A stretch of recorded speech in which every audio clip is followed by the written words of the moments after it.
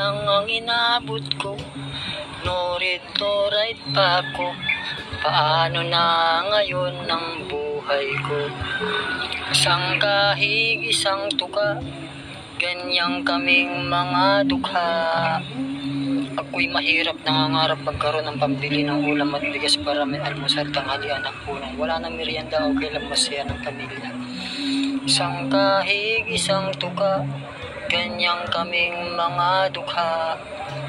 Kami biktima ng mga politikong magagaling mag-English sa kanilang mga pangako. Sa Pilipinas, ibabalik ang 10 piso ang kilo ng galunggo. Walang imposible basta't sama-sama. Walang ko pa kumpare. Hello, Garci. Bawal ang wangwang. Mawawala ang droga sa loob ng 6 na buwan. Magkakaroon ng 20 pesos ang kilo ng bigas. Wala kaming nuclear atomic bomb kaya hindi takot ang China. Kami ng karagatan ng bayang Pilipinas.